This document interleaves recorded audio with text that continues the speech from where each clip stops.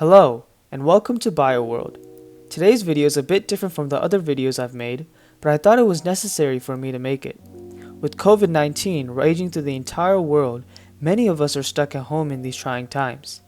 However, I've come across a lot of people who think that this disease is merely a bad flu. I admit that I have also believed this for quite some time, especially not being in the categories of people who are most susceptible to the coronavirus. So, I decided to do some research and have come up with 4 reasons why coronavirus is much worse than a quote-unquote bad flu. If you like these kinds of videos, please consider subscribing and leaving a like. We're trying to hit 20 likes on the video. Without further ado, let's get into the video. Number 4. Deceptively contagious. The novel coronavirus is one of the most contagious viruses in recent history, with one person capable of infecting 3 to 4 people. However, what makes this virus much worse than the flu is that one person can infect others without even knowing it. The virus has an extremely long incubation period of up to 2 weeks, and people can infect others without even experiencing symptoms just yet. In many cases, many won't even experience symptoms. This is why the virus is so hard to contain. The virus can spread through normal activities like coughing, sneezing, and even talking loudly. The virus is evolved to do this in order to maximize its numbers substantially, and it's safe to say that it's working, with over 3 million cases in the US alone during the time of this recording. Number 3. Unusually sticky. COVID-19 is also much worse than a bad flu because of the fact that it tends to latch onto hosts with a much tighter grip than illnesses like the flu and SARS. What I mean by this is that when a virus comes in contact with humans, it binds to a receptor. However, usually when we sneeze, most viruses almost always become detached from the respective receptors, preventing entry to the body. However, COVID-19, as represented by the orange virus, tends to stick to the receptor, recently identified as ACE2, quite tightly, making entry and therefore infection easier.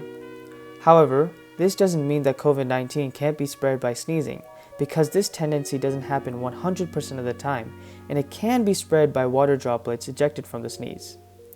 This grip on the receptor can be attributed to numerous proteins that make up the surface of both the receptor and the virus. The functions of these protein interactions are being studied by scientists currently, but they are known to cause this tighter grip. So, if you are exposed to this virus in any way, you are much more likely to get infected by it. Number 2. It can kill absolutely anyone. A common misconception is that only the elderly and people with pre-existing conditions will suffer terribly from the coronavirus. This is simply not true. COVID-19 is extremely advanced and nuanced in its attack and is capable of killing anyone at all. Although it is true that the elderly and people with pre-existing conditions are more susceptible to the disease, it is simply ignorant to believe that if you don't fall into those categories, you can't suffer incredibly. The scientific reason behind this is the fact that pneumonia and other severe respiratory illnesses can come coupled with COVID-19.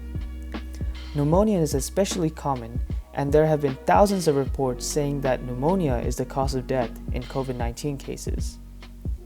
This side of coronavirus is indiscriminate and can virtually affect anyone.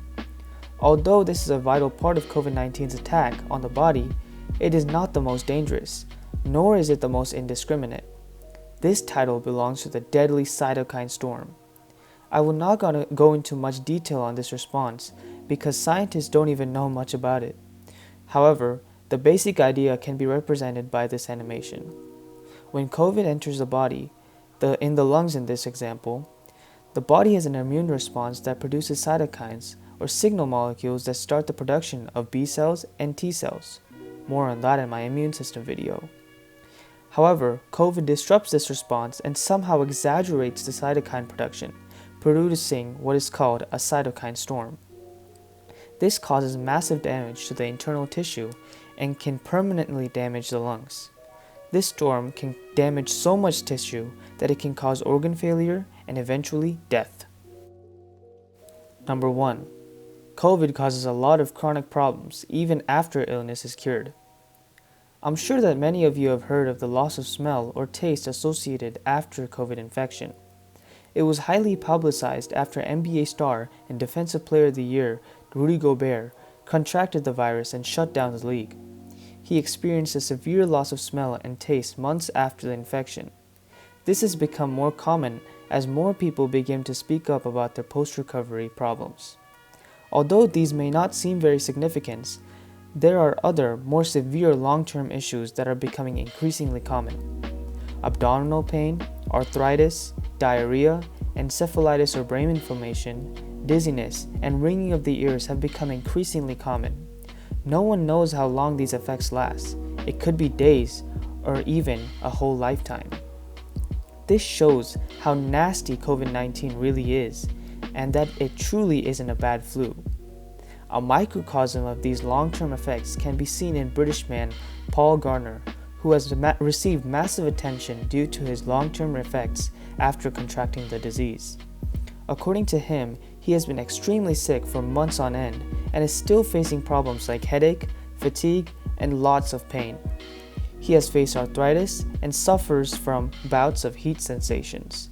He also says that the longevity of these symptoms are becoming increasingly common as he is a doctor and a researcher himself. Thank you for watching. If you liked the video, please don't forget to like and subscribe, and stay tuned for more videos like this.